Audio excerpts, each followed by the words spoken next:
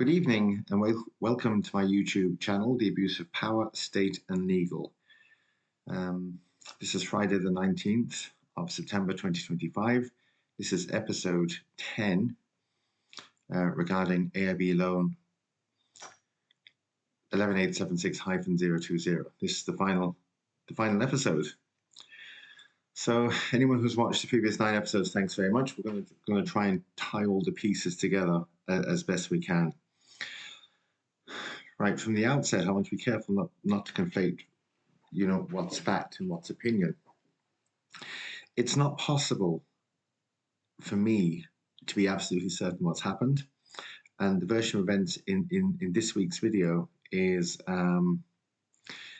it's one possible scenario which can be supported with strong evidence. Based on my sworn affidavit evidence and based on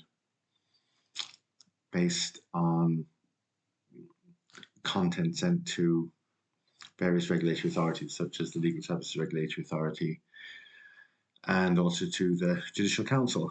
Anyway, we'll get cracking. Friday, the 11th of February 2022, I appeared at Limerick Circuit Civil Court before Judge Colin Daly, and who was present was Anita Finucane, Barrister at Law.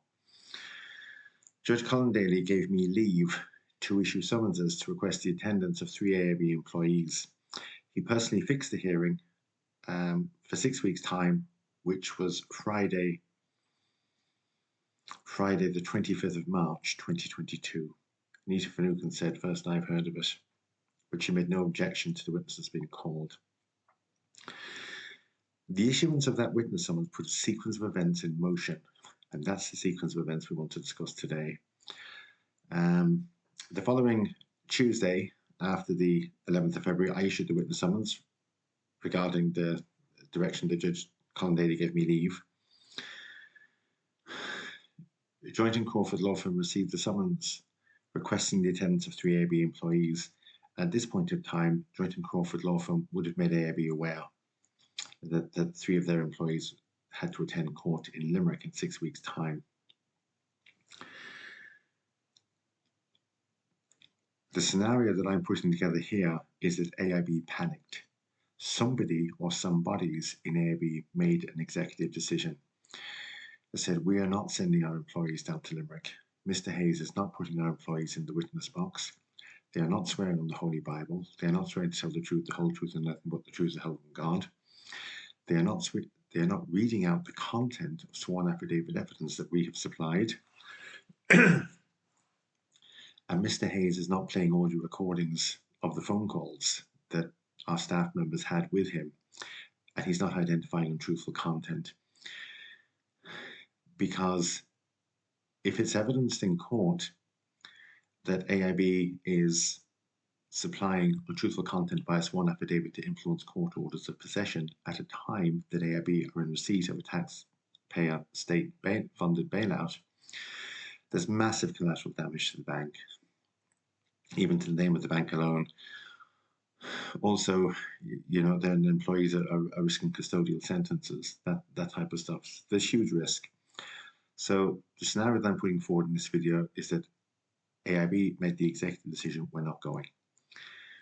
Joint and Crawford would have turned and said to them, "Well, you don't have a choice, you have to go." But AIB have got a serious stick of leverage, of power that they're holding over Joint and Crawford, and that's revenues. When Joint and Crawford go to the superior courts and a hearing comes to an outcome, if they're awarded costs, then the customer like me will have to pay them if I've got equity in my house. If they don't get an order of cost, then AIB pay them. When AIB sell loans to a vulture fund like Cerberus, and Joint and Crawford Law Firm have started work on these loans, it's not uncommon that Joint and Crawford travel with the loan to Cerberus. So basically, out of this, Joint and Crawford have 3 revenue streams. They've got one from the AIB customers, one from AIB themselves, and one from Cerberus Vulture Fund. To give you an idea of costs in the superior courts, it's not uncommon that a barrister for a morning in the High Court could charge €10,000 plus VAT, and Joint and Crawford could also charge €10,000 plus VAT. That's a €25,000 bill. Granted, Joint and Crawford aren't getting all of it. In addition, Joint and Crawford may have work done to these proceedings prior to it getting to the superior courts, so that would increase the bill again. Like it's very attainable that these bills can run in between 25 and 40,000 euros, depending on the amount of work that's gone in. These figures are not unrealistic. In addition, Joint and Crawford have access to AIB, which is one of the largest non-performing loan books in the EU that's referenced. So, they've got access to thousands of applications. I can't even begin to imagine the revenue stream that Joint and Crawford are getting out of AIB, and basically they couldn't afford to lose the AIB client. So this is a scenario that I think is what happened. Joint and Crawford would have said, well, to stop the attendance of your employees going to Limerick Circuit Civil Court, we'll find a way to scupper the witness summons. But if we scupper the witness summons, Mr. Hayes is only going to go straight back in. He's going to tell Judge Daly what's happened. Judge Daly is probably going to flip, and Mr. Hayes will be given leave to issue a second witness summons in maybe 6 weeks' time.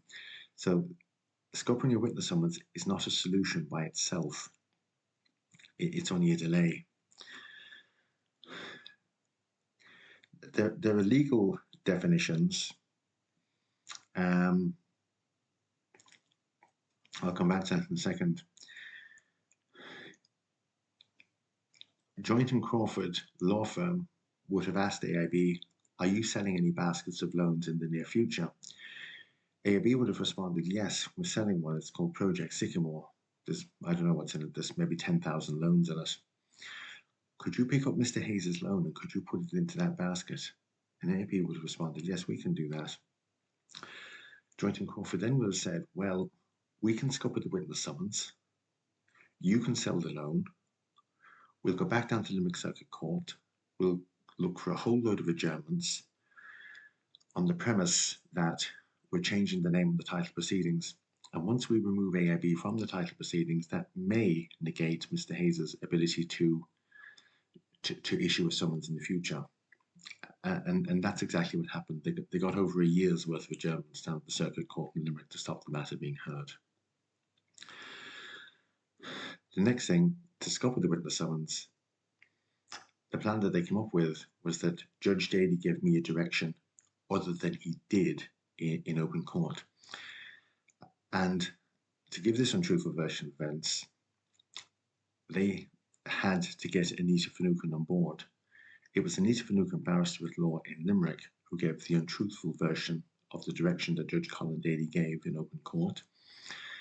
And then she instructed the solicitor by the name of Siobhan Kane, Joint and Crawford law firm, to file an untruthful sworn affidavit that Judge Daly gave me a direction other than he did, and that he didn't give me leave to request the attendance of witnesses. That was completely false. There are legal terms, so this raises the issue. Has individuals within AIB, Joint and Crawford law firm, and Anita Finucane, barrister at law, jointly have they conspired to pervert the course of justice? There are legal terms which are known as common design and joint enterprise. Because if this is what's happened, then this has been designed at the request of AIB by Joint and Crawford and assisted by Anita Finucane, barrister at law. The consequences to this are serious. Reason being, I've got the Criminal Justice, Perjury and Related Offences Act 2021. Section 2, subsection 1. A person commits an offence, in this act referred to as perjury, if he or she gives a statement material in the proceedings on affidavit that is false, and he or she knows to be false. That's exactly what Anita Finucane has done. Subsection 3, subornation of perjury.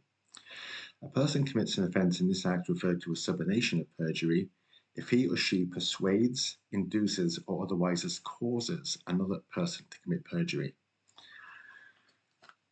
You see, if Joint and Crawford have pressured Anita Finucane to engage in the criminal act of perjury, then they may be facing,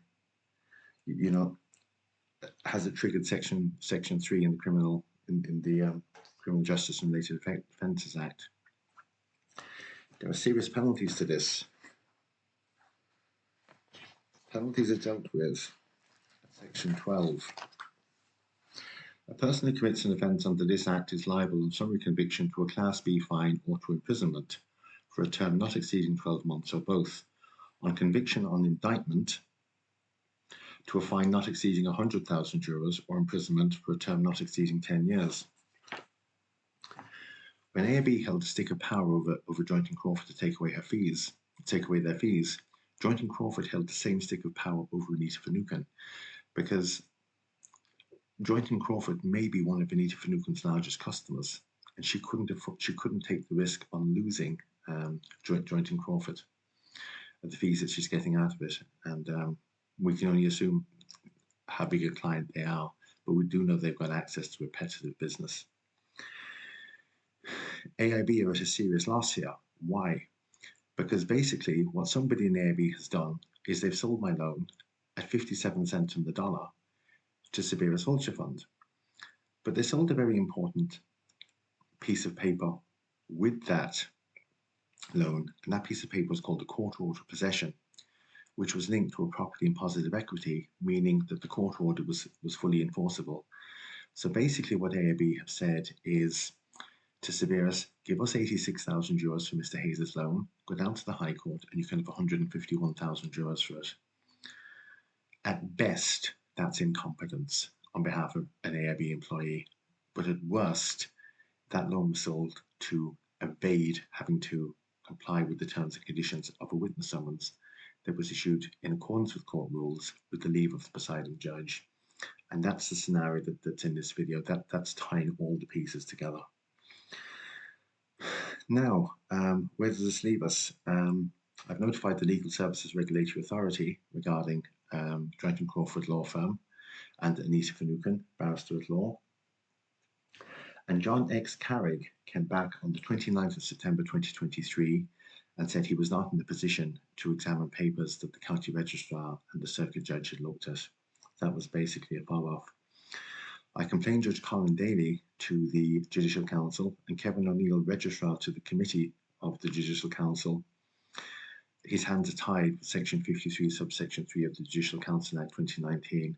Once there's a remedy available in the Superior Courts, then the Judicial Council does not have any remit to look at Judge Colin Daly. So that's basically it. That's basically what I think has happened.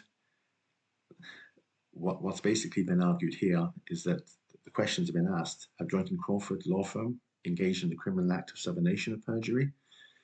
Has Anita Finucane, Barrister at Law, committed the act of perjury?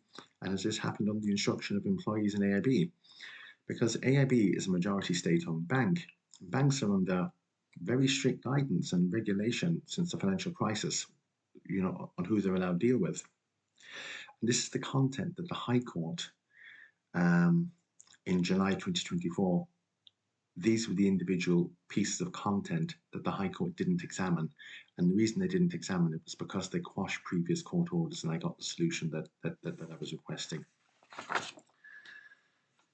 So the difficulty that this creates, it's that I think I've covered pretty much everything really. Video's gone on for 13 minutes. That's episode 10. That's the end of this sequence of programs. Thank you for watching. Anyone who's tuned in late, you can go back and look at videos 1, 2, 3, 4, 5 in sequence. You can pop up on them at any time. I hope some of the content in this may be helpful to other people who found themselves in mortgage arrears. Also, TDs, counsellors, members of the Oroptus. Brian Hayes is the Banking Federation chairperson. There's still a few avenues of inquiry there for me. I've notified the Gardai on the 30th of January 2025, but I haven't heard a response yet. I've contacted the Department of Justice, and that's basically it. Is there evidence there to prosecute Anita Finucane and Joint and Crawford Law Firm and the individuals in AIB? And is there evidence to prosecute them successfully? Will this ever see the inside of the Office of the Director of Public Prosecutions? I don't know. But that's it. That's my content. Thank you very much for watching. If you've liked the content of this video, please consider giving it a thumbs up. You may also want to subscribe to this channel. Although that's the end of this sequence of events, I've got some other content coming in the future about other things, about my journey through the courts. And that's really it. Thank you very, very much for watching. And goodbye. And that's it. Thank you again.